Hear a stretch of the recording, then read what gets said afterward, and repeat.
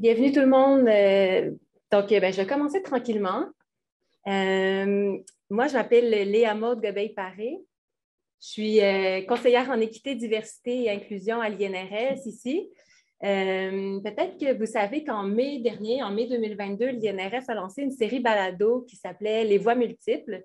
C'était une série en 4 épisodes dans lesquels il y a 6 personnes de la communauté de l'INRS qui s'identifient aux communautés LGBTQ2+, qui relataient un peu leur parcours de vie puis les défis auxquels ils avaient fait face dans le milieu universitaire, leur réalité, etc.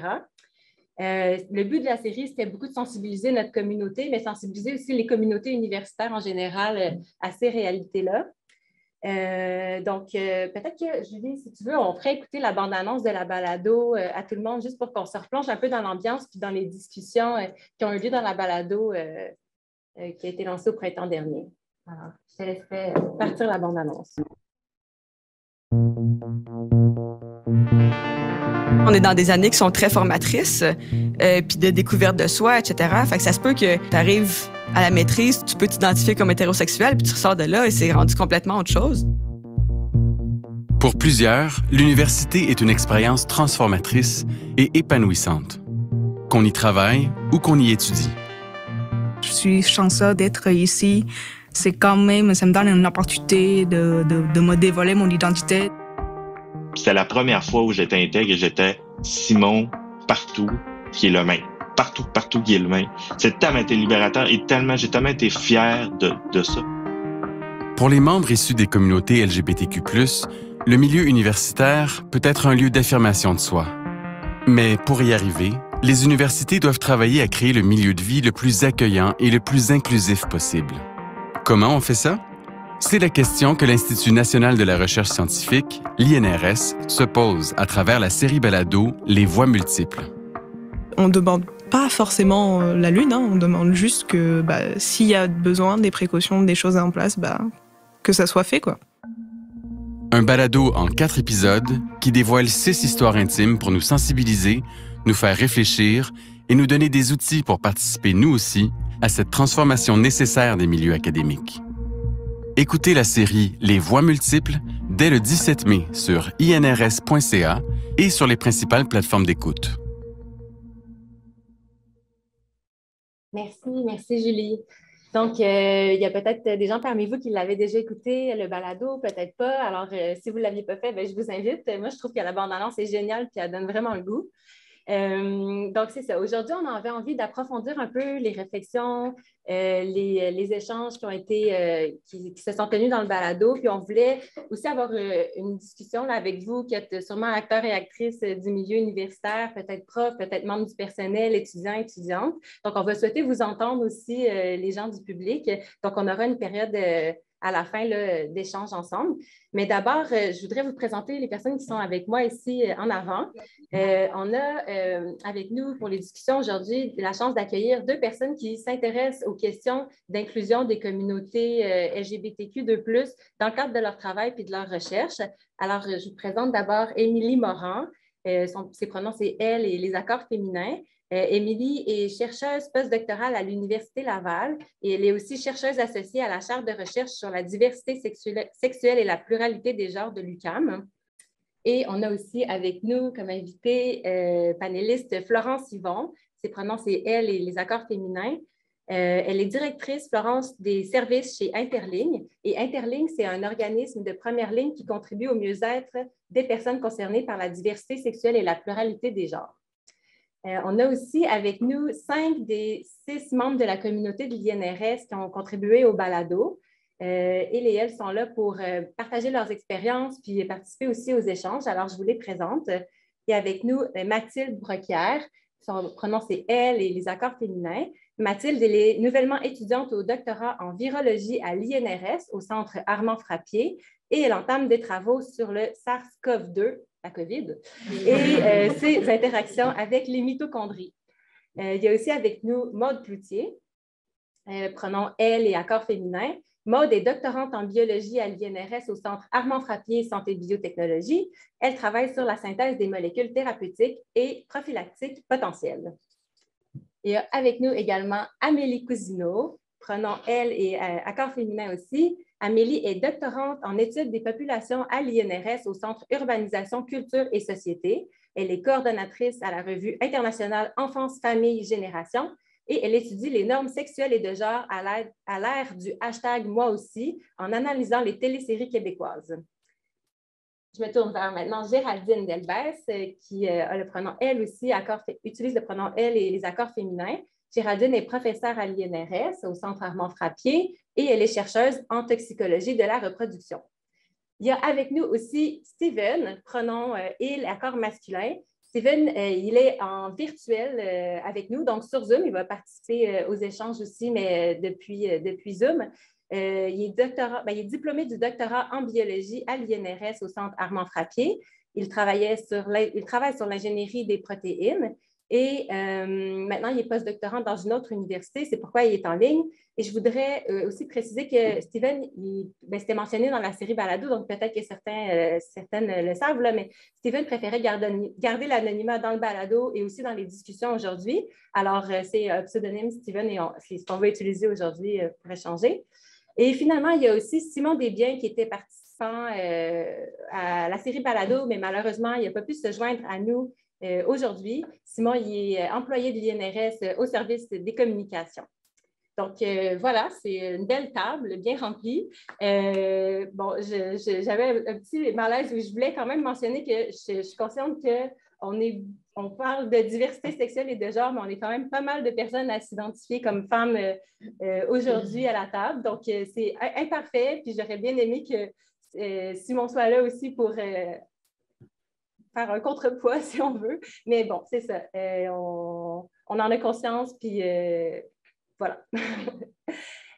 Donc, avant de commencer la discussion, j'ajouterais une petite précision pour les gens du public. Dans la salle, si vous voulez prendre la parole, ça sera plutôt à la fin. Même chose en ligne. Dans la salle, c'est facile. Vous levez la main, vous interviendrez à voix haute. En ligne, vous pourrez aussi intervenir à voix haute. On va super bien vous entendre. Vous pourrez lever la main, mais vous pouvez aussi intervenir dans le chat, puis je relayerai vos questions. Alors, voilà. Donc, maintenant, lançons la discussion. Je me tournerai d'abord vers Émilie. Émilie, donc, elle s'intéresse dans le cadre de ses recherches aux facteurs d'inclusion et d'exclusion des personnes LGBTQ2+, dans les milieux de travail. Et j'aimerais ça, Émilie, si tu pouvais nous en dire un peu plus sur tes recherches sur cette thématique. Bien sûr. Bonjour et merci beaucoup déjà de m'avoir invitée à cette table ronde. Alors, j'ai effectivement commencé en fait à travailler en France sur la manière dont les personnes homosexuelles vivaient et géraient leur homosexualité dans le milieu de travail. Et puis ensuite, j'ai étendu ces recherches aux identités de genre quand je suis arrivée à Montréal. Donc d'abord, le travail que j'ai fait en France, en fait, c'était un travail de thèse, c'était mon doctorat. Et ce qui m'intéressait, en fait, c'était plutôt, l'originalité, on va dire, ou la spécificité de ce travail, c'était de ne pas prendre comme angle d'analyse les discriminations vécues, mais vraiment s'intéresser au quotidien des personnes LGBTQ dans le monde du travail et aux interactions un peu banales et courantes avec les collègues. Et en fait, cette démarche, elle m'a permis d'essayer d'identifier plus simplement les effets des inégalités structurelles pour les personnes LGBTQ dans les sphères professionnelles. Et parmi les résultats de ce travail, j'ai pu identifier en fait, ou en tout cas mettre en avant la charge mentale et l'hypervigilance dont font preuve les personnes LGBTQ dans le monde du travail. Et finalement, je pense que c'est sans doute l'expérience qui est la plus commune et la plus partagée par l'ensemble des communautés de minorités sexuelles et de genre dans le monde du travail. Alors, qu'est-ce que j'entends par charge mentale et hypervigilance?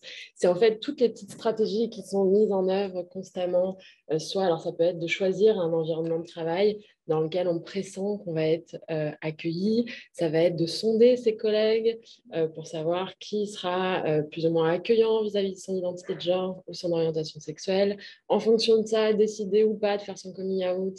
Si on décide de le faire, comment est-ce qu'on va le faire? Est-ce qu'on va prendre en charge aussi la gêne qui va être occasionnée au moment où on le fait, la gêne ou la surprise de ses collègues? Et puis après, gérer les conséquences d'être out et d'être visible dans le milieu de travail. Donc, c'est un peu toutes les stratégies en fait, qui sont mises en place constamment. Et puis après, quand je suis arrivée donc, à Montréal et que j'ai travaillé à la chaire de recherche sur la pluralité des genres et diversité sexuelle, ou l'inverse, je crois que c'est ça. J'ai travaillé donc, sur une grande enquête québécoise qui s'appelle Sa vie LGBTQ, et donc toujours travailler sur l'inclusion et l'exclusion des personnes LGBTQ dans le monde du travail. Et parmi l'ensemble des discriminations, des stigmatisations que j'ai pu lire dans les entrevues, se trouvait, sans forcément que ça soit dit, que ça soit identifié comme une discrimination, une stigmatisation, les petites blagues des collègues de travail, qui finalement revenaient de manière un peu centrale dans les entrevues, et qui finalement sont des blagues qui ont une dimension sexiste, cissexiste, homophobe, et qui finalement, parce que c'est des propos qui sont dits sur un registre qui se veut humoristique et qui se veut léger, complexifie énormément la réponse que les personnes LGBTQ peuvent y apporter. Et donc, elle engage vraiment, on se demande si c'est légitime d'intervenir, si finalement on n'en fait pas trop en intervenant parce qu'on se sent blessé ou parce que la répétition de ce type de blague devient un peu fatigante. Est-ce qu'on va agir, est-ce qu'on va, troubler la cohésion d'équipe ou l'esprit d'équipe parce qu'on intervient sur ces blagues. Donc voilà, c'est un peu un des aspects sur lesquels j'ai travaillé ici. Donc finalement, en fait, les deux recherches en France ou au Québec, elles me confortent vraiment dans l'idée que c'est important de travailler sur le quotidien en fait des personnes LGBTQ et qu'on a trop souvent tendance à essayer d'identifier en fait des comportements qui se veulent discriminants ou qui sont facilement repérables, alors qu'en fait, dans le quotidien, les personnes LGBTQ font tout ce qu'elles peuvent pour ne jamais arriver à ces situations de discrimination. Donc, en prenant ces approches, ça m'a permis de mettre en avant cet aspect-là. OK, c'est super intéressant. Merci. Puis, est-ce que dans tes recherches ou dans la littérature, il y a des problèmes qui sont spécifiques au milieu académique qui sont identifiés, plus particulièrement aux universités? Alors, je vais répondre à cette question en plusieurs parties. D'abord, si on considère l'université comme un milieu de travail, on retrouve donc un milieu de travail parce que ça concerne les enseignants, évidemment, enseignants-enseignantes, les personnels administratifs, mais aussi les étudiants qui sont assez nombreux à avoir des contrats de travail à l'université. Alors là, on retrouve un peu tous les mécanismes qu'on peut identifier dans n'importe quel milieu de travail. J'y reviendrai, mais avec aussi, à ceci près, en fait, qu'à l'université, il y a une acceptation de principe qui est plus forte. On pressent l'université comme un milieu ouvert et tout acte ou propos LGBT-phobe va être quand même assez mal perçu. Donc, c'est un peu la spécificité. Mais entre cet affichage, cette ouverture de principe et un vrai espace accueillant pour la diversité sexuelle et la diversité de genre, il y a quand même un écart. Puis en plus, cette espèce d'aspect d'affichage, d'ouverture de principe, souvent, elle a tendance à dépolitiser et individualiser aussi beaucoup ces questions. Donc, je reviens à ce que je disais. Donc, même mécanisme que dans tous les milieux de travail. Je pense que les deux plus forts, c'est l'idée que c'est privé, que c'est une dimension. Ça, on l'entend beaucoup dans les balados. Alors, je ne sais plus si c'est toi, Mathilde, mais un des propos était de dire, les collègues me disent, ça ne me dérange pas. Je vois que ça ne me dérange pas, mais pourquoi, voilà, tu fais ce que tu veux, mais pourquoi on a besoin d'entendre parler? Donc là, ça invisibilise complètement le fait que les personnes hétérosexuelles parlent assez constamment de leur vie privée et de leur hétérosexualité, mais évidemment, le privilège de la norme, c'est que ça passe inaperçu. Mais quand on voit je pense aux écrans, fond d'écran, on voit le compagnon, la compagne, quand les petites phrases à la volée, je vais aller chercher ma fille parce que mon compagnon est bloqué quelque part. Enfin, tout ça, c'est des mises en scène, en tout cas des expressions d'hétérosexualité. Et nous, en tant que personnes de la minorité sexuelle et minorité de genre, c'est comme si ça correspondait à notre vie privée et qu'on n'avait pas forcément la légitimité de parler de nos amis, de nos amours, de notre culture, etc. Donc ça, je pense que c'est un des premiers enjeux un peu transversal de pouvoir être légitime tout simplement à parler de notre vie comme tout le monde le fait en fait, sans que ça paraisse plus intime ou plus privé. Et puis, en fait, banaliser aussi, je pense, toutes les formes de coming out, parce qu'on a tendance beaucoup maintenant à normaliser les personnes des communautés qui ont intégré ou qui font preuve d'un mode de vie assez traditionnel, en couple, monogame, avec enfants. Mais finalement, toutes les autres formes de vie privée sont un peu décrédibilisées ou délégitimées et elles ont moins leur place dans le milieu de travail. Donc, je pense que c'est un peu les enjeux, sans doute, principaux qui concernent l'université comme tous les milieux de travail. Puis après, si on prend l'université comme un environnement, tout simplement, alors là, il s'agit peut-être de déshétérosexualiser l'université ou de déprivilégier l'hétérosexualité et la cis-identité à l'université. Donc là, je pense à des exemples un peu concrets, que je vais faire une minute, comme éviter la présomption d'hétérosexualité et de cis-identité, encourager l'affichage des pronoms, avoir des espaces queer, prévoir des toilettes et des vestiaires inclusifs, non genrés et surtout aussi indiquer leur emplacement, faciliter l'accès à l'institution des personnes LGBTQ dont on sait que des fois elles ont des ruptures de parcours et des difficultés économiques particulières, former les personnels administratifs, les personnels de sécurité, les enseignants, les étudiants aux enjeux et aux réalités des personnes LGBTQ, et puis aussi penser des fois à rémunérer les personnes LGBTQ dont on demande souvent l'expertise. Là, c'est voilà, un peu l'ensemble des enjeux que j'identifie si on pense l'université comme un environnement. Et puis enfin, si on prend l'université comme un lieu, cette fois-ci, de culture et d'apprentissage, alors là, ça passe vraiment par le contenu des cours, par le choix des sujets de recherche qui vont être subventionnés. Donc actuellement, un étudiant, une étudiante qui veut travailler sur ces thèmes-là, il va s'entendre dire ou elle va s'entendre dire qu'elle prend un risque à se spécialiser sur ces sujets-là. Et très récemment, je pense à une amie enseignante qui m'a dit qu'elle, en tant que personne qui travaille, donc elle est sociologue qui travaille sur les lesbiennes et les personnes détenues, les femmes détenues, elle s'est entendue dire qu'elle était sur des travaux qui n'étaient pas assez généraux. Donc ça continue à être des propos qu'on entend trop souvent. Donc voilà, je pense que c'est aussi ce type d'enjeu. Il y a aussi des freins également au recrutement pour les chercheurs qui travaillent sur ces questions et qui sont souvent des personnes LGBTQ+ elles-mêmes, et leur thème de recherche est encore considéré comme peu légitime. Encore sur ce sujet, je pense aussi que les enseignants ont un rôle évidemment assez crucial, même si eux-mêmes et elles-mêmes sont souvent concernés parce que leur propre légitimité est questionnée par les collègues et l'institution. Mais évidemment, banaliser en fait le fait qu'on ait des personnes queer, on ait des personnes LGBTQ en tant qu'enseignants, enseignantes, je pense que ça aurait évidemment un effet assez crucial et central pour les étudiants LGBTQ qui se sentiraient accueillis, qui auraient des modèles, mais aussi tous les étudiants qui, je ne sais plus laquelle d'entre vous l'a dit dans le podcast, pour tous les étudiants qui ensuite vont aller dans des milieux de travail et qui vont, voilà. Je ne sais plus, Géraldine, c'est toi qui disais ça. Je suis tout à fait d'accord avec toi. Je pense que c'est un moment vraiment où c'est super important d'apporter cette visibilité-là et de pouvoir voilà, servir à ça. J'ai répondu. Mais oui, puis justement, tu commençais déjà à le faire, mais je voulais savoir si tu avais vu des liens entre ce que tu étudies, ce que tu nous relates, puis les discussions qui se sont tenues dans le balado. Oui, je crois que j'en ai déjà vu plusieurs, ça se voit dans ma présentation, puisque je reprends aussi les éléments qui ont été dit dans les balados.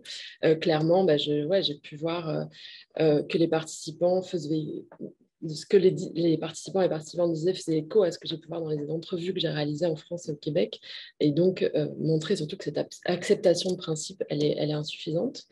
Et je pense encore que l'université, elle a vraiment un rôle à jouer et qu'elle peut se montrer vraiment précurseur en montrant l'exemple, non seulement parce qu'elle intervient à un moment de la trajectoire des personnes LGBTQ qui est souvent assez centrale, et puis aussi parce qu'elle est un carrefour, puisqu'après, tous les étudiants vont aller dans des univers professionnels différents. Et donc, déjà, s'ils viennent avec ces bonnes pratiques, en tout cas avec en tête tous les enjeux qui concernent les communautés, je pense que c'est vraiment important.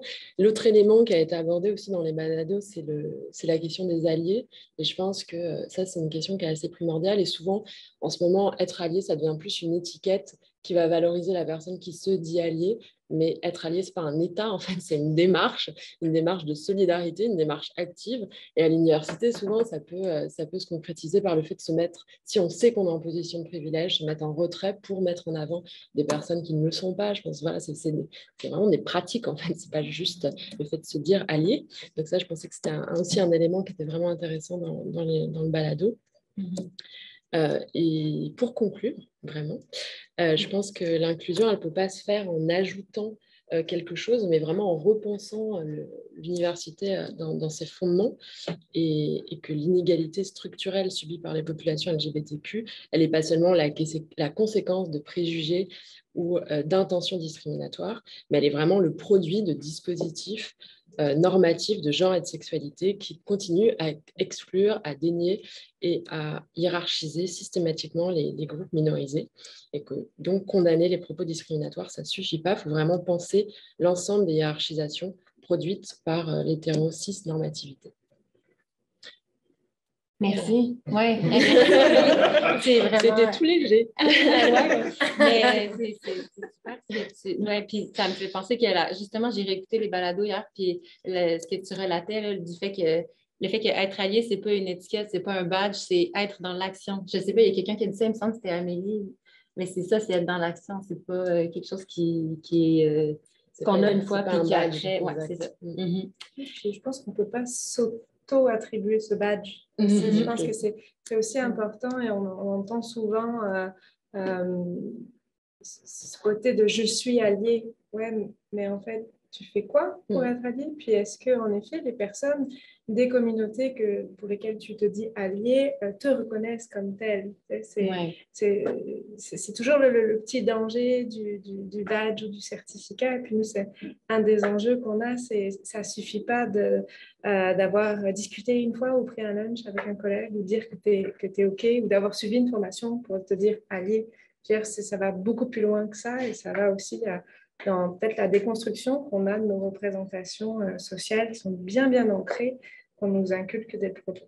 Mais là, c'est, je pense, une démarche intime aussi, d'aller se former, s'éduquer, mais aussi une démarche vers l'autre, les personnes qui font partie des communautés, mais aussi les personnes qui n'en font pas partie et qui font beaucoup trop encore de faux pas avec des personnes qui peuvent être concernées par certains enjeux. Soit par méconnaissance, puis ok, naïveté, pourquoi pas, ou désintérêt. Allons-y aussi, mettons les mots là. Oui. Fait qu'il y a une grande part comme capacité d'introspection puis d'humilité dans cette démarche-là. Merci. Merci vraiment, Émilie, pour tes partages. Florence, on va poursuivre avec toi la discussion. En fait, il y a un projet dont je voulais qu'on discute, auquel Florence a récemment participé dans le cadre de son travail chez Interligne. Interligne a collaboré avec le réseau de l'Université du Québec pour réaliser une consultation pour évaluer les besoins en termes de mesures d'inclusion à prendre dans les différents établissements du réseau de l'Université du Québec. Puis, il faut savoir que l'INRS fait partie de ce réseau-là. Alors, j'étais curieuse que Florence nous en dise plus sur cette démarche de consultation. Puis, c'est quoi les informations qui ont été récoltées? C'était quoi ce projet-là? Tout un projet de passer après la belle présentation. En fait, la consultation, on a été mandaté par le réseau de l'UQ pour accompagner en effet cette démarche qui va, je pense, dans une démarche beaucoup plus large de la place de l'EDI. Donc, c'est, je précise si je me trompe dans l'acronyme, équité, diversité, inclusion, qui est importante, qui est en lien aussi avec ce qui se passe actuellement dans nos sociétés. Donc, on a été approché par l'UQ pour accompagner en effet cette réflexion sur comment rendre le réseau de l'UQ encore plus inclusif pour les personnes des communautés LGBTQ+. Et en fait, l'idée, c'est, je pense, une compréhension de l'UQ que mettre des politiques en place, mettre des démarches, ça se fait aussi avec les personnes concernées. Et en effet, Interligne était là pour représenter les personnes concernées parce qu'Interligne, on a un organisme communautaire de première ligne, certes. On a une ligne d'écoute, donc on est anciennement Gay Écoute, mais maintenant on s'appelle Interligne. On a aussi plein de programmes complémentaires qui permettent de faire de l'information, de démystifier, de faire de l'éducation, de la formation, puis aussi de faire bouger les lignes, des fois, dans différents milieux, que ce soit à l'école, que ce soit au travail, que ce soit auprès des aînés, etc. On a plein de propositions à ce niveau-là. Et puis, donc, notre mission, c'était de voir avec l'UQ, OK, si on parle d'inclusion des communautés, où est-ce qu'on en est? Et comme dans tout processus de consultation, il faut déjà passer par la phase d'évaluation. C'est-à-dire, c'est quoi les mesures que vous avez en place, c'est quoi qui fonctionne, puis c'est quoi où il y aurait peut-être du travail à faire encore un peu pour améliorer aussi les conditions de vie, que ce soit des personnes étudiantes, que ce soit des personnes qui y travaillent. Donc, c'est ce qu'on a fait en effet. Donc, on est allé sonder dans les différentes universités, donc dans toutes les universités, je crois qu'il y en a 10, si je ne me trompe pas, dans 10 lieux de l'UQ. Et on est allé sonder un peu, ce serait quoi les besoins finalement, non pas juste dans une perspective d'évaluation puis de consultation, mais vraiment dans un souci de rendre les choses le plus concrètes possible. Parce que je pense que la majorité des personnes des communautés qui sont en minorité ou discriminées aussi à certains niveaux, peuvent toujours avoir ce regard de c'est cool une consultation, mais qu'est-ce qu'on fait après? Qu'est-ce que vous nous proposez? Donc, il y avait vraiment ce désir-là de, oui, faire une consultation pour mettre des choses en place et mettre des choses en place, on va dire, à plusieurs niveaux. Sur un niveau éducatif, mais aussi sur des procédures qu'on va mettre en place, des lignes directrices, des recommandations qui puissent s'appliquer dans le réseau de l'UQ. On sait très bien que chaque système a ses spécificités, donc le réseau de l'UQ va avoir ses politiques et ses manières de fonctionner. Et au sein même du réseau de l'UQ, l'INRS n'a pas fonctionné de la même manière que l'UQAM, que l'UQTR ou autre. Donc, c'était l'idée d'essayer d'adapter les outils qu'on pouvait proposer aux réalités locales, en fait, parce que le principe de l'UQ, c'est de rendre aussi la formation accessible partout en région, pas que à Montréal, pas que à Québec. Donc, c'est ce qu'on a fait. Puis, de cette première phase d'évaluation, où on a sondé un petit peu les besoins, on est ressorti que oui, il y a besoin d'outils, il y a besoin d'une démarche claire. Une démarche qui soit ancrée à plusieurs niveaux de l'institution. Et c'est là où, après des discussions, on en est venu à, on va faire 4 fiches outils sur des thématiques spécifiques qui ont été identifiées comme prioritaires. Et on va expliquer pourquoi c'est important de s'intéresser à la communication inclusive, en quoi c'est important de s'intéresser, on en a parlé tout à l'heure, aux espaces sanitaires non genrés, en quoi c'est important aussi de réfléchir à qu'est-ce que c'est qu'une politique inclusive, puis comment on la met en place. Et enfin, le 4e outil, de s'intéresser à comment on accompagne le changement de nom. Donc, quand on l'accompagne, c'est le rendre possible, puis l'accompagner à plusieurs niveaux. Et on peut voir que c'est pas mal d'enjeux, des fois et de fois. Donc, ça, c'était une consultation au niveau de l'UQ, mais on est aussi allé se renseigner auprès de la communauté étudiante ou la communauté aussi professionnelle, puis aussi notre expertise, parce que c'est un peu notre day-to-day de s'intéresser à ces enjeux-là. Donc, on est plutôt content de ce travail de collaboration, parce qu'à ce niveau-là de réflexion, d'échange, il y a beaucoup de collaboration qui s'engagent à plusieurs niveaux. Puis moi, je travaille dans le communautaire, je connais un peu de loin le milieu universitaire. C'était ce qui était intéressant d'avoir une démarche avec une entente. Puis je pense que pour travailler ensemble, il faut être capable d'écouter vraiment les besoins, puis d'adapter. Ça ne sert à rien de forcer non plus les choses, mais de faire passer aussi des messages importants. C'était ce qui nous tenait à cœur. Donc, on a finalement participé à la création de 4 fiches outils qui sont quasiment finies, puis qu'on espère voir sortir bientôt. On n'a pas encore de date de sortie, mais c'est vraiment pour très bientôt. Puis, accompagné à ces 4 fiches, l'intérêt, c'était aussi de pouvoir rejoindre une majorité de personnes au sein de l'UQ. Donc, on s'est dit, on va faire des capsules vidéo aussi avec des personnes concernées par ces enjeux-là.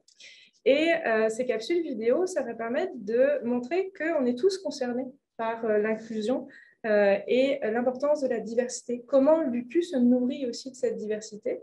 Et dans ces capsules, on a des témoignages de personnes qui appartiennent à l'UQ à plusieurs niveaux, que ce soit la communauté étudiante, que ce soit le registrariat, que ce soit dans le corps professoral, ou même au niveau des conseillers, conseillères EDI. Donc, voilà, on a essayé d'avoir la représentation la plus large possible, même s'il y a toujours une possibilité de se perfectionner. Pour expliquer, oui, en fait, quand on vous parle de communication inclusive, c'est de s'intéresser peut-être à montrer une diversité dans les cours, une diversité aussi dans les registres d'inscription. C'est quand on met mes parents, père, mère, ça ne me parle pas forcément parce que je viens d'une famille homoparentale, puis toute ma vie, j'ai dû préciser ça, puis on parlait de coming out, puis Steven faisait un lien avec le fait que, en fait, si la société était beaucoup plus ouverte, on ne parlerait plus du coming out. Puis les dévoilements à répétition, c'est plus pour les autres qu'on le fait plutôt que pour nous, puisque nous, à partir du moment où on a cheminé et qu'on a déconstruit pas mal de choses, pas besoin de le faire systématiquement. Donc bref, donc voilà, on a eu un beau projet qui nous a bien permis de réfléchir à tous les enjeux que ça peut amener à différents niveaux, proposer des recommandations.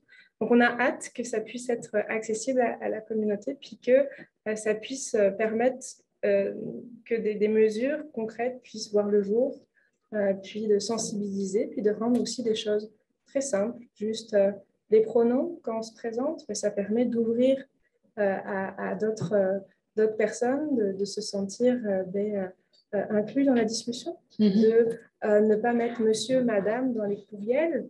Ça permet peut-être que toutes les personnes soient concernées par votre message et non pas ne reçoivent d'abord une micro-agression, puis après lisent le message de la prochaine réunion. Donc, et je me demandais, Florence, tu disais que les capsules s'adressaient au plus large nombre, des capsules que vous créez. Est-ce qu'il en va de même des fiches ou est-ce que vous parlez plutôt aux administrations des universités pour susciter des changements dans les pratiques plus administratives ou c'est vraiment les individus aussi? Je pense que les capsules vont être plus, en effet, avec un spectre beaucoup plus large de toutes les personnes de la communauté. Puis chaque capsule est associée à une fiche. Donc là, toute personne intéressée par ces fiches techniques, etc., c'est un peu cette marche à suivre, même si c'est très difficile de faire des procédures parce qu'à chaque milieu, c'est différent. Mais en effet, si on s'intéresse plus aux fiches en elles-mêmes, je dirais qu'en effet, c'est peut-être pour faciliter les choses un peu plus haut dans la structure de l'UQ, pour faciliter les réflexions, pour s'assurer de mettre toutes les conditions en œuvre pour arriver à un travail de collaboration qui soit efficace, agréable, puis j'ai envie de dire aussi sécuritaire, parce que on met de l'avant que c'est important de consulter les personnes concernées par ces mesures, autant faut-il le faire dans des bonnes conditions pour tout le monde. Oui. Merci, Florence, pour la présentation du projet. C'est super intéressant. Peut-être que maintenant, je me tournerai vers les personnes qui ont participé au balado pour savoir si ce qu'on vient de discuter, ce que Émilie et Florence ont présenté, est-ce que ça résonne pour vous? Est-ce que ça résonne avec vos expériences? Puis comment avez-vous des réactions par rapport à ça? Puis parfois, je vous propose à Steven aussi, n'hésitez pas à prendre la parole depuis Zoom. Je vous proposerai d'intervenir à tour de rôle si vous le voulez, là, pour celles et ceux qui sont à l'aise. Est-ce que... ouais. Il faut se lancer. Il faut se lancer. On se lance. Non, après, c'est vraiment bon de voir qu'il y a des choses qui sont en acheminement, qui sont en cours pour se faire. Puis même on voit qu'il peut déjà y avoir un peu des choses qui ont été créées par le balado, dans le sens où on voit que dans certains centres, précisément au centre Armand Frappier, là, le comité socioculturel a une émission Twitch, puis on a réussi à inviter du coup Amélie et moi-même pour parler du balado. Donc on a créé du contenu par rapport à ça, puis on a pu toucher plus de personnes et ça a vraiment été sympa dans le sens où on a pu du coup vraiment parler entre étudiants aussi, donc avoir une éducation entre étudiants en plus de tout ce qui a été fait dans l'administration. Puis genre après... Ça paraît-tu, on s'était consulté un peu avant pour en parler. Ben non, mais je pense qu'on trouvait ça important de parler comment, c'est ça, une initiative, puis on a amené une autre. C'est intéressant de voir les deux initiatives parce qu'il y en a une qui est plus top-down, puis une qui est plus comme du bas vers le haut. Puis, il faut une diversification des pratiques de toute façon pour changer un milieu. Mais c'est intéressant parce que autant comme, quand il y a eu comme l'annonce de qui veut participer au balado, Léa Maud, tu le sais, moi, j'avais peur d'être un peu une publicité pour l'INRS. Puis je pense que comme, comme tu m'as super bien reçu, puis on en a parlé, puis tu sais, ça m'a comme aidé à avoir moins de crainte. Mais tu sais, c'est sûr qu'on avait moins de contrôle sur le produit final du balado quand c'est des initiatives qui viennent plus de l'administration ou qui sont institutionnelles. Tandis que ce qui était intéressant aussi dans l'autre formule, c'est que là, c'était vraiment une heure de temps, même plus. On a dépassé qu'on jase pas de montage, rien. Personne ne me demandait vraiment sur quoi j'allais parler. Je suis arrivée, puis je disais tout ce que je voulais. C'est intéressant de voir les deux. Puis en même temps, il y a eu moins de visibilité pour le podcast qui est une initiative étudiante. Puis, tandis que les voix multiples, il y a eu plus de visibilité. Bref, il y avait ce côté-là que je trouvais qui était intéressant. Puis je trouvais ça intéressant aussi les présentations parce que justement, il me dit, j'avais parlé du fait que oui, on veut comme, mettons, que l'INRS soit inclusif, mais si, l'INRS, n'importe quelle université, là, mais si les pratiques pédagogiques, elles, ne sont pas aussi transformées, par exemple, si ça l'INRS, c'est comme, parce que sans mettre personne on the spot, mais c'est nouveau qu'on a un prof spécialiste plus dans les questions queer. Puis moi, en travaillant là-dessus, c'est comme si finalement, tu te sens comme, est-ce que tout simplement au niveau pédagogique, il y a de la place pour ce que moi, je veux faire, ce que je vais amener, ou est-ce que tout simplement, quand je parle de mon sujet, comme je vais être vraiment comprise parce que tu veux pas quand tu travailles sur un sujet queer, puis toi-même, tu es queer, ça arrive comme ça amène vraiment comme une autre charge émotionnelle aussi, tu sais. Fait que bref, puis tu sais, c'est sûr que dans les voix multiples, on n'a pas le temps de parler de tout, là. Fait que c'était comme l'autre branche qui est intéressante aussi à amener. Oui, vraiment. C'est super intéressant que vous ayez pris le relais avec une initiative étudiante, dans le fond. Ça permet de faire rayonner encore plus les enjeux, les discussions. Ouais. Exactement, puis ça a permis de donner aussi de la visibilité, peut-être au niveau d'un seul centre, mais on a réussi aussi à faire des échanges entre centres. C'est comme ça qu'on s'est un peu plus connus, puis qu'on s'est dit, OK, ça peut être quelque chose qu'on peut amener plus loin. Et non, je pense que c'est vraiment aussi important qu'il y ait aussi une communication étudiant-étudiant, parce qu'il y a certaines choses, bien sûr, c'est dans un balado, notre balado, moi je le trouve très très beau, mais forcément, il y a toujours des choses qu'on peut ajouter, puis c'était vraiment intéressant de pouvoir voir, parce que du coup, c'était une émission Twitch. Bon, avec la cyberattaque, on a perdu, malheureusement, mais on va la retrouver, on pourra vous la partager. Mais c'était vraiment intéressant parce qu'on pouvait aussi avoir de la communication avec le public. Puis, sachant que Twitch peut être assez anonyme, en fait, on avait aussi une expression un peu plus libre des étudiants par rapport au sujet, ou sans se dire, non, je suis cette personne, donc je vais être jugée par rapport à tout le reste. Donc, bon, après, on avait moins de monde aussi, donc on touchait un peu moins de monde, mais c'est un projet qui se développe, puis ouais, je trouve vraiment beaucoup apprécié ça, puis ça a permis de continuer toute l'avancée, et je sais qu'il y a eu un peu aussi quelques professeurs qui nous ont suivis, donc c'est toujours un support en plus qui peut amener beaucoup de choses. Ça me fait penser à, tantôt, Émilie rappelait des propos qui avaient été tenus dans le balado, où il me semble que c'est Géraldine qui disait que souvent en sciences, l'identité de genre ou l'orientation sexuelle était comme un non-sujet. Puis les collègues disaient, mais non, mais c'est pas important, on n'a pas besoin d'en parler, nous on fait de la science, c'est objectif, la science. Là, ça permet de faire advenir ces questions-là comme sujet, vos initiatives. C'est vraiment génial. Puis, Amélie, tu parles de la présence de David comme nouveau professeur à l'INRS. C'est sûr, en sciences sociales, on peut toucher les questions de diversité sexuelle et de genre, d'inclusion à travers nos recherches. En sciences nature, bon, ça peut se prêter de certaines façons, mais c'est moins évident. Ouais. Mais, dans le fond, la présence de modèles ou de professeurs ou de personnes auxquelles on peut quand même se référer ou qui partagent notre identité, ça avait été traité aussi dans le balado comme quelque chose d'important de ce que je comprenais là, pour vous. Puis, je ne sais pas, Géraldine, si tu veux un peu... en fait, moi, je pense que l'importance vient du fait qu'il n'y en a pas beaucoup. C'est ça qui fait qu'il faudrait qu'il y en ait plus, puis qu'il y ait la possibilité de s'ouvrir. Moi, je suis restée longtemps dans mon bureau sans penser que c'était un besoin, ou que je dealais avec mes propres barrières pour tout ce qui a été dit. C'est vrai, c'est vécu. Et puis jusqu'à ce qu'il y ait une réalisation que c'est super important de parler. Je me suis fait un petit peu taper sur l'épaule en me disant, oui, c'est important. J'ai compris ça grâce à mes discussions avec Maud. On a travaillé sur plusieurs textes, des réflexions ensemble. Et moi, en fait, ça m'a complètement ouvert l'esprit par rapport à ça. C'est-à-dire que, moi, tout ce qui vient d'être dit avant, d'abord, je voudrais dire que ça résonne à 1000%. Puis une des choses dont on a parlé dans le balado, qui a été redit tantôt, c'est le fait que la plupart des gens dans le milieu académique sont ouverts à la diversité de genre et sexuelle. Donc, pour eux, ce n'est pas un sujet.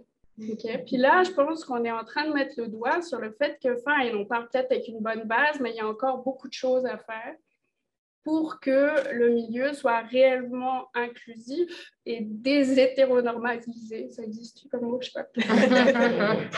Parce que c'est la réalité. Il ne faut pas se cacher, c'est une réalité. Donc, il y a encore du travail à faire. Ce n'est pas un non-sujet. Puis c'est important pour tous parce que ce n'est pas seulement les personnes concernées qui doivent être acteurs de ça, c'est aussi les alliés. Et puis donc, moi, mon cheminement de prise de conscience de tout ça, ça fait juste 3 ans à peu près, depuis la pandémie finalement a été pas mal la niche de cette réflexion pour moi. Mais c'est vraiment, il y a vraiment encore beaucoup de couches dans l'oignon à éplucher. À chaque fois que j'avance, je me rends compte qu'il y a encore des choses à apprendre, à réaliser, à développer dans mes propres projets de recherche. Moi, je travaille en reproduction, puis on parle un peu de ça, c'est comme pas loin, assez annexe, puis c'est quand même quelque chose de très tabou, c'est pas du tout pris en compte, même je sais même pas si ça pourrait être pris en considération par les communautés, que les biologistes débarquent là-dedans, parce que c'est quand même un sujet hyper controversé. Donc, il y a encore plein de choses à faire. Je pense qu'en fait, juste de commencer à en parler, c'est le top de l'iceberg, puis il faut qu'on y aille parce qu'il y a énormément de choses à voir. Puis une autre chose peut-être qui n'est pas abordée dans le balado, mais qu'on entend dans les témoignages aujourd'hui, c'est que ces thématiques-là de discrimination ou de différence, en fait, ça aborde d'autres types de discrimination et de différence. Et du coup, je pense que ça s'élargit vraiment grand dans les milieux professionnels. Donc, tout ça, là, c'est super important. Puis je trouve que tout ce qui a été dit tantôt, là, c'est super significatif sur la réalité au quotidien dans le milieu professionnel, même dans le milieu académique. Merci, Géraldine. Mais ça me fait réfléchir parce qu'Émilie, dans le fond, t'a parlé beaucoup, mais surtout au début de ta présentation, du quotidien, puis des gestes un peu... c'est ça, du quotidien banal, c'est une banane, je ne sais pas comment on dit banane. Puis fait qu'il y a comme ce niveau-là sur lequel on doit vraiment travailler pour rendre les milieux plus simples, plus sécuritaires, plus inclusifs. Mais il y a aussi tout ce qui est sous-jacent, puis ça sur quoi j'ai l'impression que vous travaillez dans votre projet avec le réseau de l'UQ, de transformation des politiques et des pratiques. Il y a comme 2 niveaux d'action. Est-ce que je me trompe ou comment est-ce que vous voyez? Moi, je pense qu'au premier abord, puis c'était la présentation au début l'a bien mis en évidence que moi, il y a quelque chose qui, quand j'ai commencé à travailler avec l'UQ, on est dans un endroit, oui, un milieu professionnel, mais aussi lieu d'apprentissage.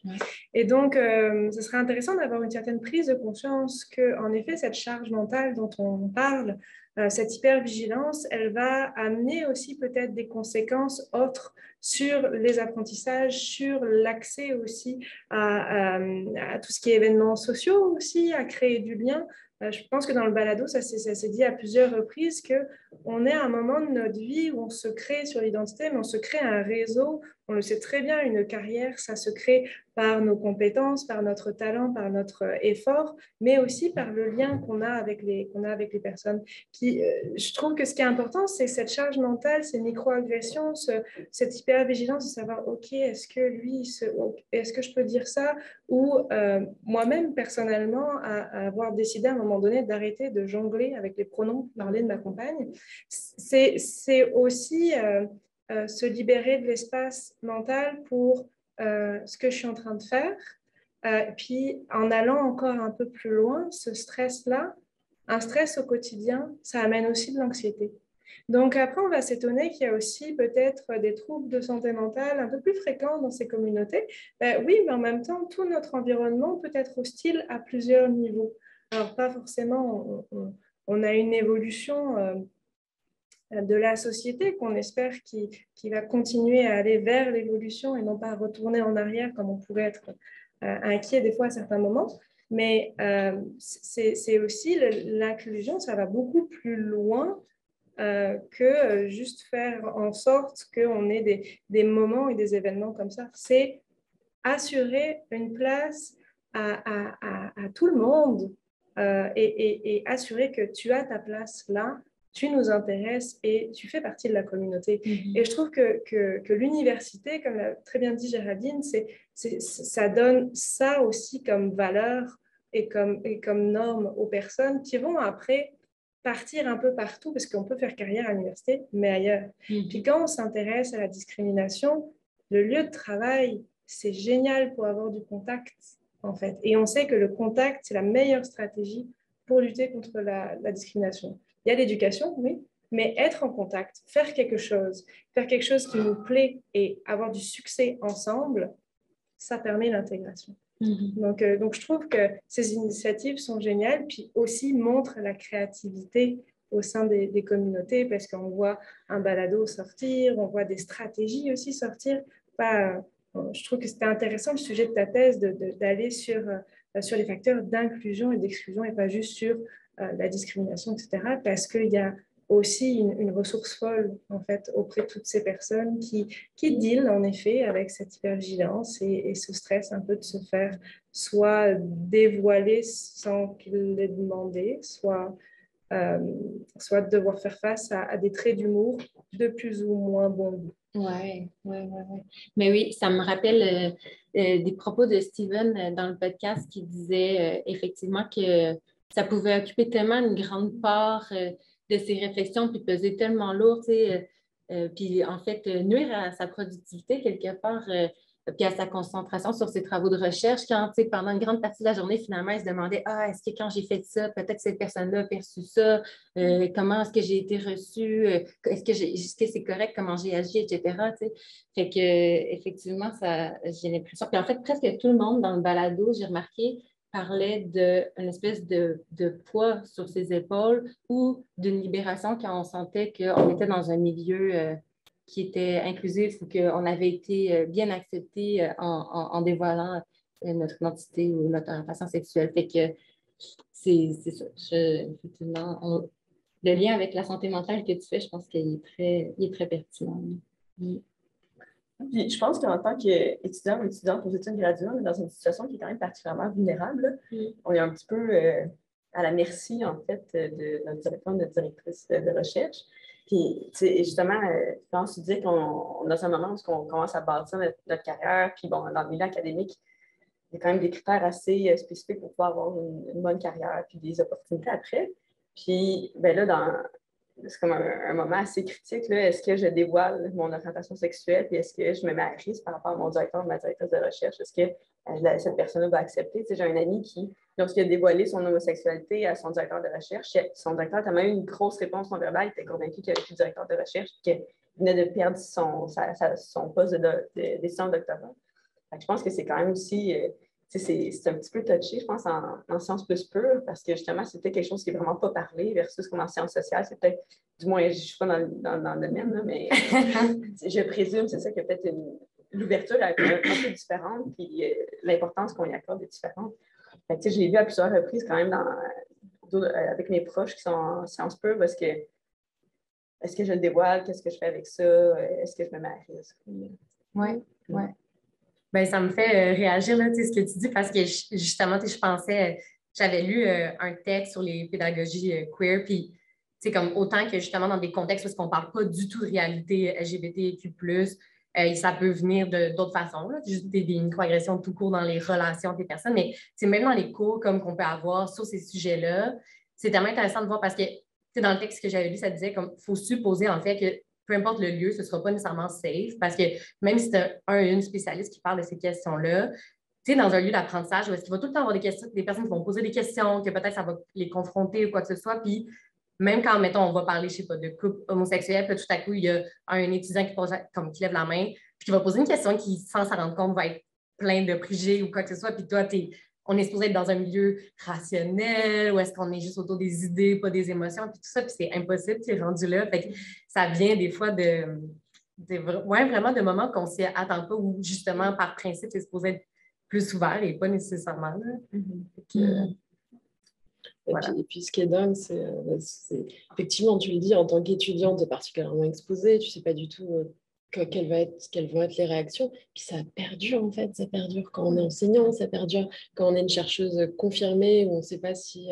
Enfin, je repense à l'anecdote que j'ai dit tout à l'heure sur mon amie qui se fait encore dire, après, je sais pas, 20 ans de pratique, que ces sujets sont trop spécifiques.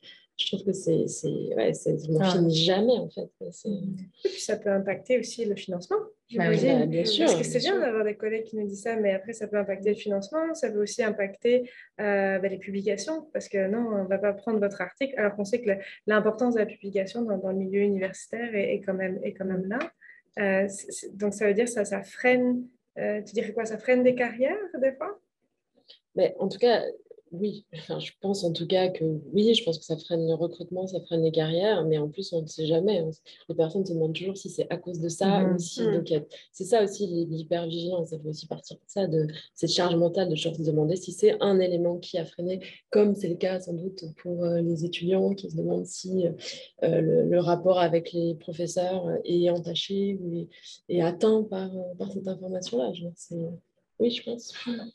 Mais c'est le fait qu'il y ait cet historique de discrimination, de non-acceptation, que c'est une maladie d'être homosexuel.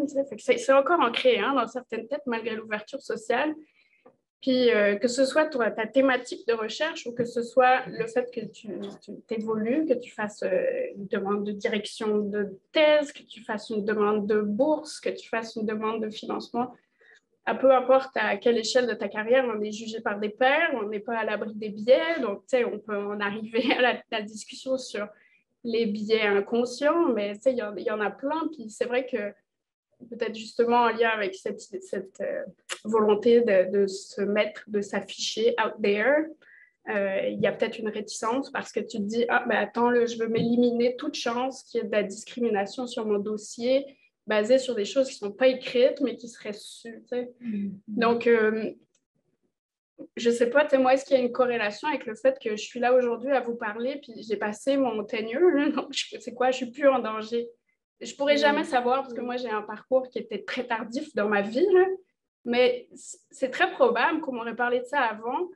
J'aurais dit, attends, moi, mes préoccupations en ce moment dans ma carrière sont autres, fait que je mets ça de côté. Honnêtement, probablement que ça impacte des gens. Fait que l'importance d'en parler aujourd'hui, d'en parler souvent, d'en parler beaucoup, puis d'en parler publiquement, je crois que c'est pour créer un milieu de plus en plus inclusif où on va espérer que non seulement en Zoom, moi je le fais, je dis excusez, mais ma blonde n'est pas dispo, il faut que j'aille chercher mes enfants. Ça, je le fais, puis ça va là. J'ai jamais eu vraiment non seulement de réactions weird ou de commentaires, mais en plus, c'est que tout le monde sache que il faut y aller. Là.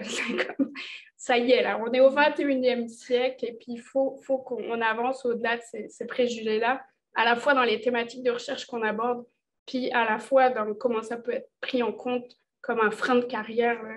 Ça se peut plus. Là. En tout cas, j'ose espérer que ça va aller vers là. Ouais. Vraiment, j'espère. Ouais. Moi, il y a un point peut-être que je ramènerais aussi, c'est qu'on est en train de parler de plein d'expériences de ce qu'on appelle une discrimination qui peut être un peu subtile, c'est-à-dire dans les regards, dans les échanges, dans le potentiel. Mais je pense que c'est important aussi de faire la lumière sur des discriminations qui sont vraiment flagrantes. Et ça, c'est les enjeux aussi des parcours trans.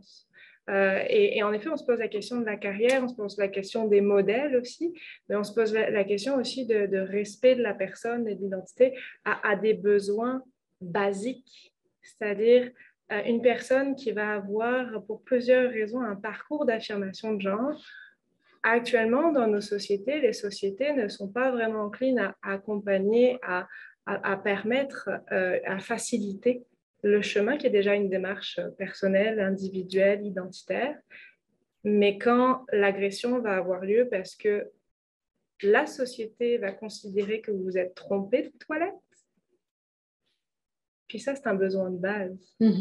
Comptez le nombre de fois où vous allez utiliser les espaces sanitaires dans votre journée, puis ça se passe bien. Maintenant, faites le retour de compter le nombre de fois où vous êtes fait agresser, que ce soit visuellement, que ce soit verbalement.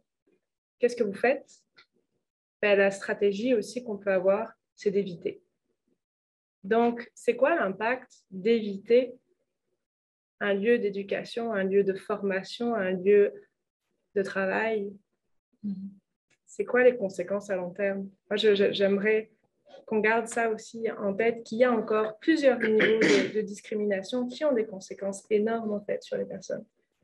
Ben, pour faire du pont là-dessus, c'est ça, comme même au sein des personnes queer, il y a la hiérarchisation en fonction des croisements des autres oppressions que tu vis. Puis, on peut même juste se poser la question de comme toutes les personnes qui sont peut-être pas ici en ce moment parce que le milieu universitaire, c'est un milieu privilégié à la base. Fait que ça parle aussi que, je veux dire, je sais pas, mettons juste on est toute d'apparence blanche ici ou quoi que ce soit. Puis qu'en fait, il y a peut-être plein de personnes en milieu universitaire qui ne peuvent pas parler de leur réalité parce qu'elles sont tout simplement pas dans un milieu universitaire supérieur.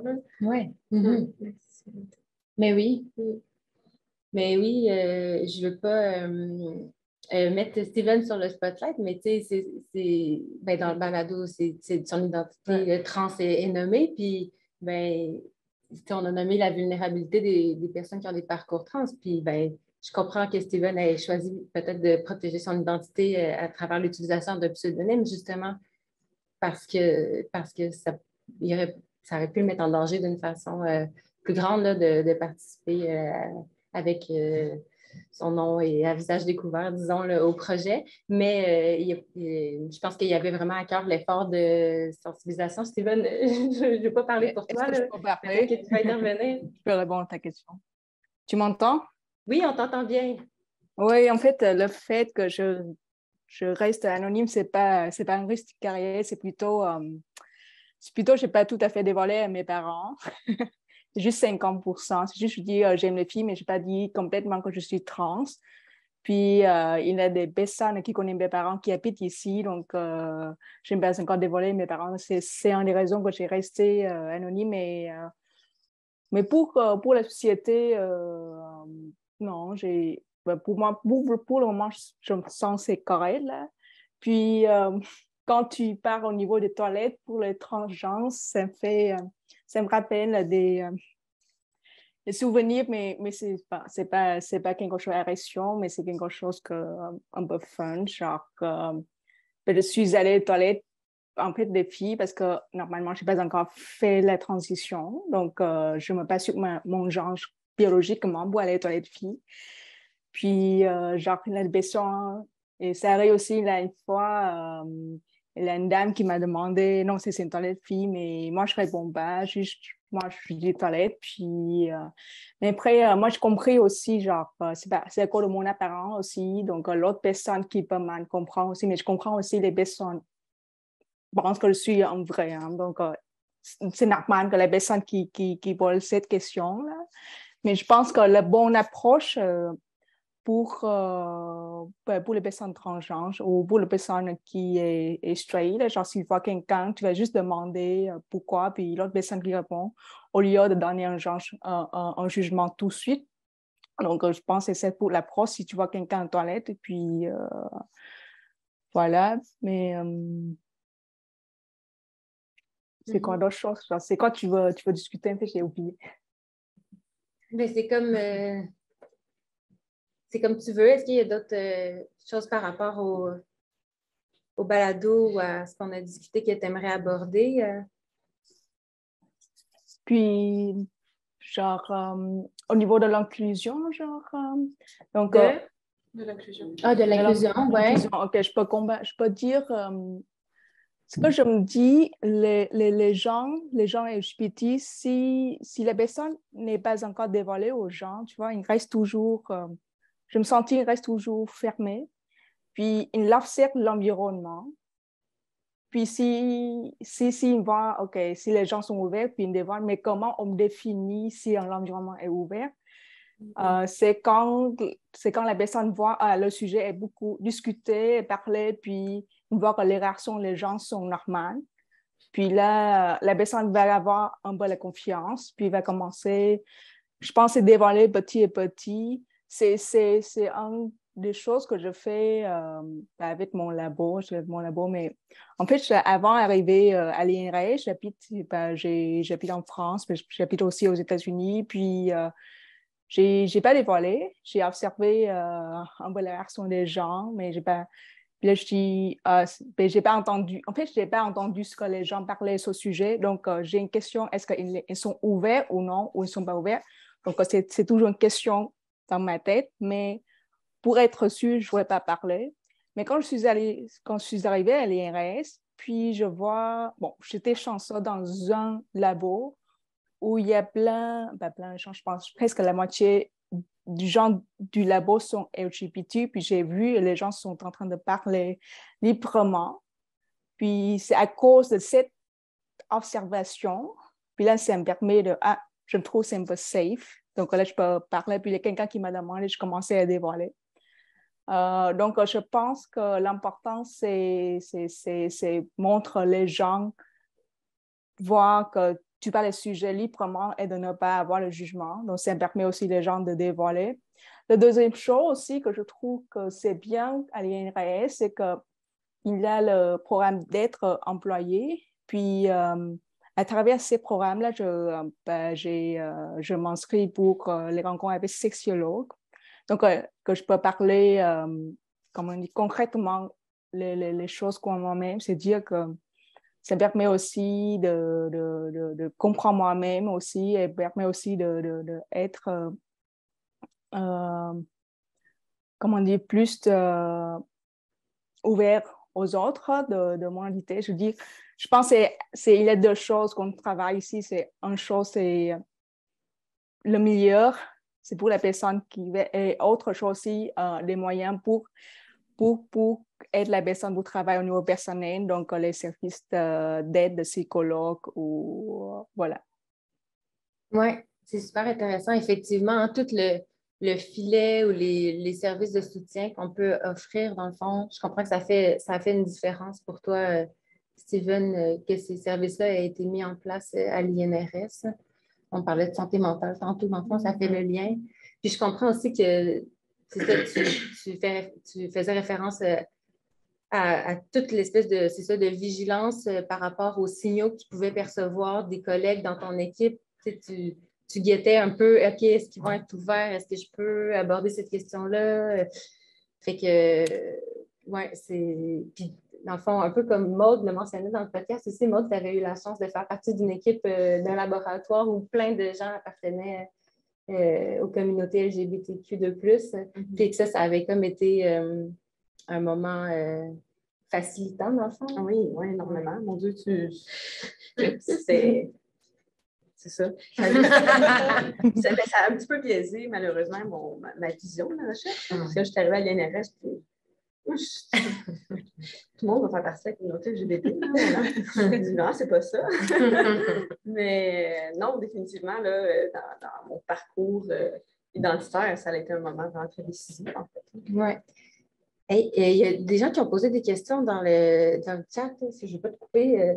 Mais juste, si je peux me permettre, je vais juste rebondir avant que tu prennes les questions. Mais ça, je trouve que c'est vraiment super intéressant, cette expérience, parce que c'est vraiment l'expérience. On expérimente ce que c'est d'être hétérosexuel, en fait, voilà, d'être dans un environnement où les gens sont toujours comme nous et où on n'a pas à se poser la question. Et moi, j'en ai fait aussi l'expérience un peu quand j'étais à la chaire de la diversité sexuelle et pluralité de genre. Tout d'un coup, tu es dans un environnement où tu n'as plus à se poser cette question, tu n'as plus à faire tout l'effort d'expliquer que toi, c'est un peu différent. Toujours cette espèce de charge aussi que tu as parce qu'en fait, tu vis toujours, toi, ta réalité, et puis tu as toujours un peu en surplomb la réalité de la majorité. Et tu sais toujours, tu mesures toujours l'écart et tu me dis toujours, si je vais dire ça, moi, j'ai conscience de la perception que ça peut avoir. Et en fait, tu deals sans arrêt avec ça. Et quand tu le fais pas, c'est tellement reposant. Et voilà, et juste pour petite anecdote personnelle, mais en rebondissant à ce que tu dis, en fait, je trouve que c'est aussi parlant en fait de ce que ça veut dire que de ne pas être dans cette position-là la plupart du temps. Ouais. Je confirme. Hein. Je suis passée de différents milieux professionnels à Interline, qui est un organisme par époux. Et ma santé mentale va vachement. La simplicité des fois des échanges, on s'en parle, c'est quand même une qualité de vie au travail. Ça passe aussi par ça. Il y a une question, je ne sais pas si je vais bien prononcer le nom, Phoebe ou ouais, Phoebe, je pense, la plante, qui dit sentez-vous qu'il y a une augmentation de politiciens, politiciennes de la communauté LGBTQIPA2SA+, toutes les lettres de l'acronyme sont là, qui s'impliquent et qui défendent la diversité sexuelle. Donc, je pense que c'est un peu adressé à tout le monde. Donc, au point de vue politique, est-ce que la représentation des communautés et des enjeux, j'imagine, sentez-vous qu'elle s'améliore? Moi, je ne suis pas experte. Je suis là-dedans. On dirait que je ne peux pas me prononcer. Je ne suis pas experte non plus, mais après, c'est une question qu'on a dit dans... ça peut rejoindre une question du balado avec le côté d'avoir des mentors, des gens qu'on se dit, OK, cette personne est queer, je le vois, puis du coup, je peux y aller. Genre, je sens que le fait d'avoir des modèles, de pouvoir s'identifier, puis de pouvoir passer dans son processus de manière plus facile, tout simplement en se disant, tiens, cette personne a réussi alors qu'elle est queer, donc moi aussi je peux le faire. Puis, ouais. Mais après, c'est sûr que dans la politique en général, ça dépend. Bien sûr, c'est que les gens sont ouverts plus ou moins en fonction de notre domaine, en fonction de notre temps. Il y a des gens. Moi, je regarde pas la télé. Donc, c'est sûr que moi, je vais plus être axée sur les réseaux sociaux. Et bien sûr, les réseaux sociaux vont être axés sur le fait qu'ils savent que je suis queer. Donc, ils vont me nourrir par rapport à ça. Mais je pense que ça dépend des domaines ou quoi.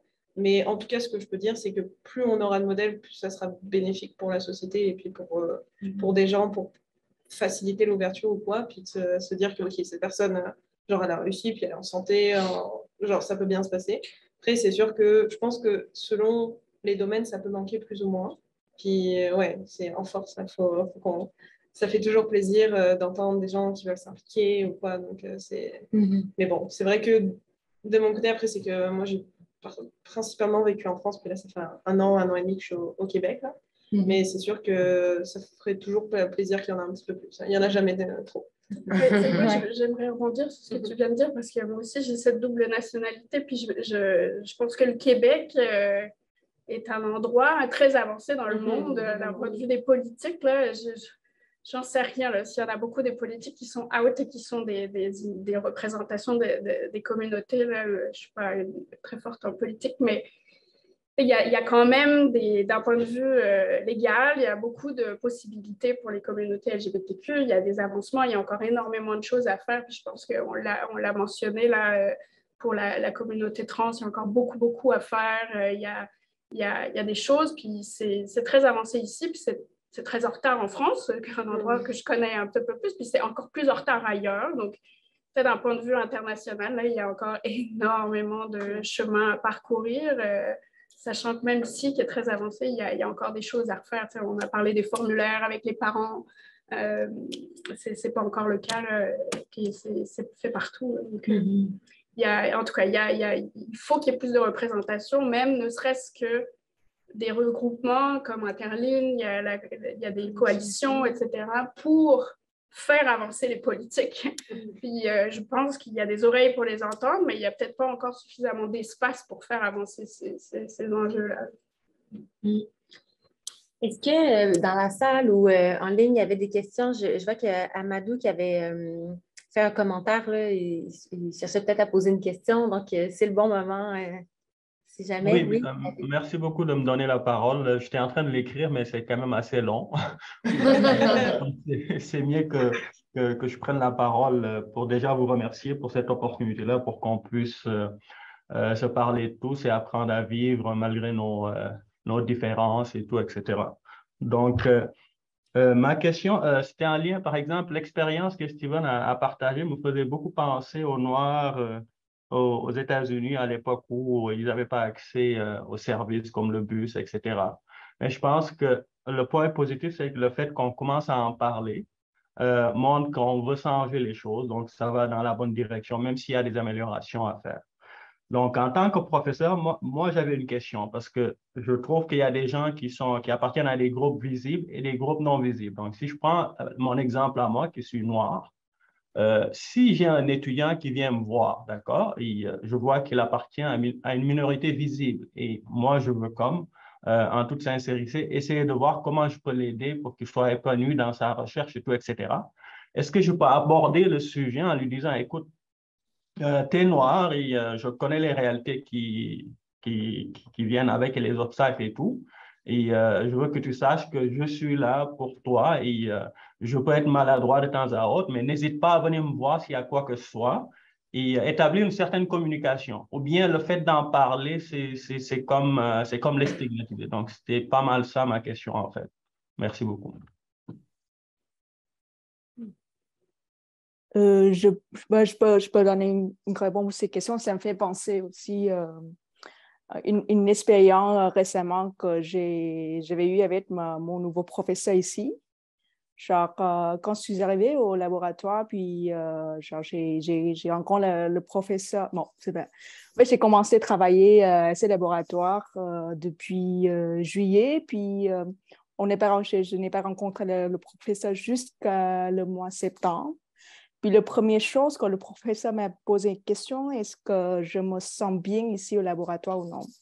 Donc, quand il m'a posé la question, mon premier sentiment, je dis, ah, il s'intéresse pas seulement la science, il s'intéresse aussi le vie, le bien-être de son employé. Donc, ça me permet aussi d'être ouvert plus. Puis après aussi, il est rendu compte que ses étudiants m'appellent avec le pronom in. Puis il m'a demandé, est-ce que je préfère qu'il m'appelle avec pronom in ou non? Puis après, c'est comme ça, genre, la conversation est ouverte naturellement, puis je partageais beaucoup avec lui.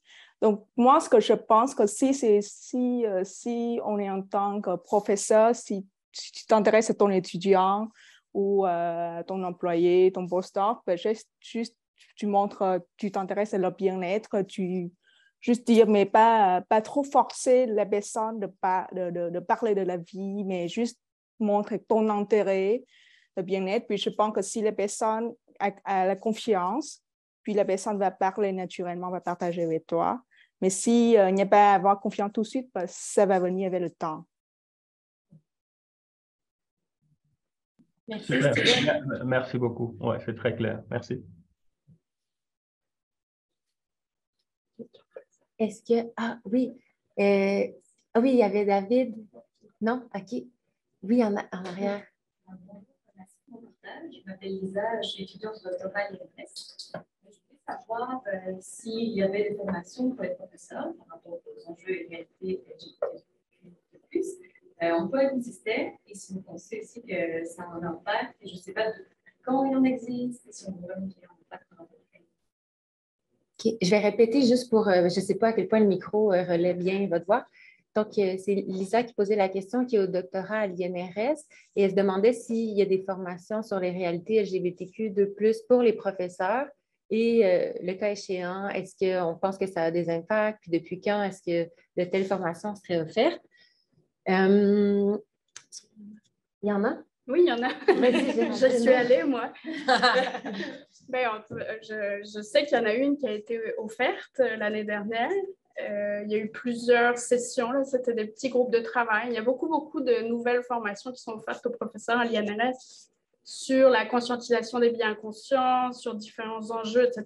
Puis il y en a une spécifique pour les communautés LGBTQ. Fait que ça consiste en quoi? D'abord, il y avait une définition des termes et aussi une explication finalement des enjeux qu'on pouvait rencontrer au quotidien. Donc, il y a des choses qu'on entend de façon récurrente, là, le fait de ne pas pouvoir afficher ta petite photo de famille parce que tu gardes ta vie privée en dehors en fait de ton milieu de travail. Donc, il y a beaucoup de choses de conscientisation de ça pour que l'ensemble du corps des gens qui étaient à la formation puissent au moins prendre conscience. Puis après, il y avait plus des discussions sur du coup comment aborder ces situations, comment est-ce que justement tu peux offrir un environnement ouvert dans lequel tu en parles, même si tu ne fais pas partie des communautés.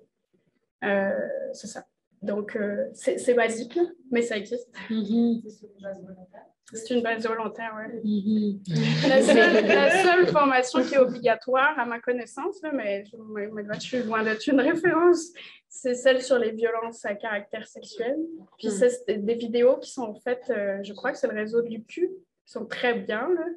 Je pense qu'on en est maintenant à la 3e. Il y a eu 3. Et là, pour le coup, il y a une signature et un certificat obligatoire, mais toutes les autres, à ma connaissance, il n'y a pas d'obligation. Mais après, il y a aussi des formations en dehors de l'institution, parce qu'on est sur des comités, par exemple, pour des demandes de fonds.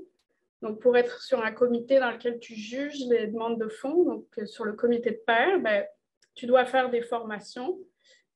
Beaucoup abordent principalement les biais inconscients pour éviter des biais dans ton jugement. Donc, les communautés LGBTQ font partie de toutes les sources de discrimination, mais c'est englobé dans une thématique globale.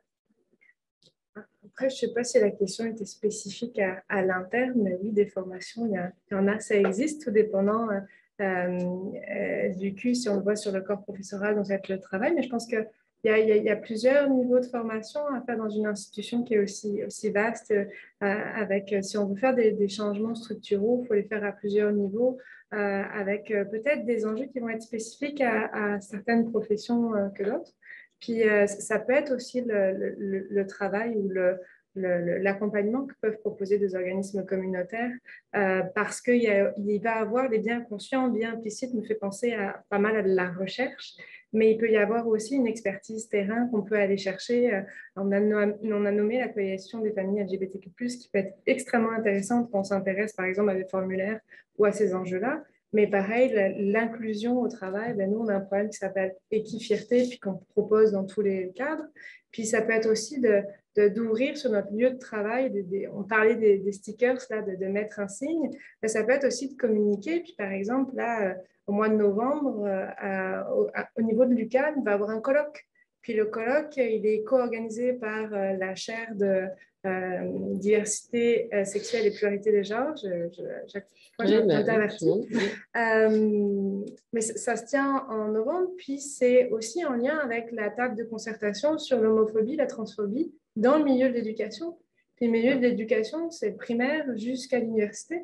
Et il faut peut-être aussi prendre le parti d'aller à ces moments-là, d'inviter des personnes à y aller, même si clairement, peut-être qu'on n'a pas ce rôle-là, on se dirait, moi, je ne travaille pas vraiment dans l'éducation. Si, finalement. Donc, c'est peut-être... Il y a des choses qui existent, puis il faut les proposer, il faut s'en saisir, et puis je pense que cet événement est déjà un beau clin d'œil aux collaborations qu'il peut y avoir.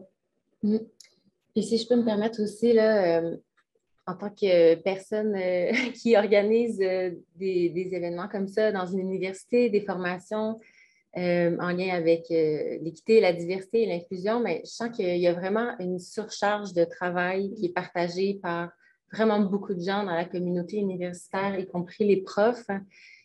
Puis des fois, ce n'est pas par manque d'intérêt, mais ils n'ont tout simplement pas le temps de participer. Ça, c'est effectivement quand les activités sont volontaires, là. J'ai du mal à te laisser dire ça parce que du coup, ça va avec le fait que c'est un non-sujet. Non, mais je suis pas d'accord. Je suis d'accord, il y a une surcharge. Et en plus, à l'INRS, là, c'est l'enfer. On sort d'une cyberattaque, on est tous comme ça. J'ai parlé de formation en ce moment au corps professoral, c'est comme là, ils vont te regarder en disant non. mais ça n'empêche que justement, moi, je pense que éventuellement, le fait de le rendre obligatoire, ça serait peut-être pas une mauvaise idée. Puis ça peut faire partie d'une politique institutionnelle de conscientiser son personnel parce qu'il y a une réelle volonté de créer un milieu inclusif, un safe space, puis que ça prend ça pour le faire. Là. Ouais. Mais c'est vrai, là, il y a une surcharge, mais c'est notre monde actuel. C'est une surcharge, c'est l'enfer. Oui. Fait qu'il faut mettre des priorités, puis je militerais pour dire que c'en est une. Je suis d'accord. Oui, puis je ne le disais pas comme excuse, puis comme excuse pour ne rien faire, là, au contraire. Puis je suis en fait très critique de cette surcharge-là, justement, parce qu'elle a des effets hyper négatifs sur la santé mentale de plein de gens au sein de l'université, dont beaucoup, plus particulièrement les femmes et les autres groupes minoritaires. Donc, je suis absolument pas d'accord avec le fait que c'est une excuse pour juste déculpabiliser et ne pas agir. Hein. Mais oui, militons pour qu'il y ait des choses qui deviennent obligatoires et pour la diminution de cette surcharge-là. Il reste 10 minutes, 9 officiellement. Peut-être si vous voulez dire un dernier mot ou peut-être qu'il y a encore une ou deux interventions des gens du public. Sinon, si les personnes qui sont à l'avant ou Steven aussi en ligne, si vous voulez dire un dernier mot, ça serait à vous. Il y a une main levée. Phoebe, est-ce que c'est une nouvelle main? Oui, est-ce que vous m'entendez bien? Oui, super. Oui, OK, d'accord. Ben, dans le fond, c'est moi qui avais posé la question tout à l'heure sur les politiques, à savoir s'il y avait bien sûr de plus en plus de personnes de la communauté qui participent, entre autres, à la vie politique, là. Je vous donne un exemple, là. Moi-même, qui est une femme trans, lesbienne aussi, pansexuelle, en tout cas. Je ne sais pas trop, là, ça, c'est le questionnement que je me pose ces temps-ci. Mais clairement, tu sais, dernièrement, je me suis lancée en politique, tout ça. Ça a été une expérience vraiment remarquable, tu sais. Puis mon but, ce serait justement, tu sais, d'augmenter cette visibilité-là, entre autres de la communauté trans, mais aussi de la communauté queer, puis LGBTQIA, 2SL, P, en tout cas, toutes les lettres, là, je me mélange, là, excusez-moi. Mais c'est ça, je pense que c'est important. Puis je voulais vraiment saluer, tu sais, vos interventions. Entre autres, Steven aussi pour un petit peu son parcours. Donc, merci à tous, à toutes et à tous de vos interventions. Puis, au plaisir de vous rencontrer un jour. Puis voilà. Merci. Ben, merci aussi pour ton saut en politique, dans le fond, de ton désir d'agir comme modèle, puis comme de action pour diversifier en quelque sorte les visages qu'on voit en politique. Oui, ben c'est sûr que je pense qu'il faut moderniser un peu. Puis, tu sais, je pense que si, par exemple, je ne connais pas les pourcentages, mais tu sais, il y a au moins 10% de la population qui est de la communauté. Au moins, il devrait y avoir au moins 10% de la population, 10% de l'Assemblée nationale qui devrait être trans, lesbienne, gay, non-binaire, tout ça. Donc, pour moi, ça doit être équitable. Oui, l'importance de la représentation dans toutes les sphères de la société, finalement. Puis je pense que, peut-être ça peut être un genre de mot de la fin, là. Peut-être que l'université devrait, a comme l'obligation un peu, ou en tout cas devrait vraiment agir comme modèle à cet égard-là, là. Tout comme la sphère politique. Si vous voulez ajouter un mot, allez-y, mais sinon, je pense que ça conclurait nos échanges. Je vous remercie vraiment de vous être déplacés. Merci aux personnes dans la salle. Merci aux personnes en ligne de nous avoir écoutés. Merci d'avoir participé aux discussions. Puis je voulais, comme Florence le fait, mentionner le colloque là, de l'UQAM qui est organisé aussi avec Interligne, il me semble. Là. Oui. C'est du 24 au 26 novembre, puis le colloque dont elle parlait s'appelle « S'engager pour les diversités, colloque pour prévenir et contrer l'homophobie et la transphobie dans les réseaux de l'éducation ». Alors, vous trouverez plus d'informations en ligne si jamais ça vous intéresse de poursuivre les réflexions et les échanges. Alors, merci tout le monde.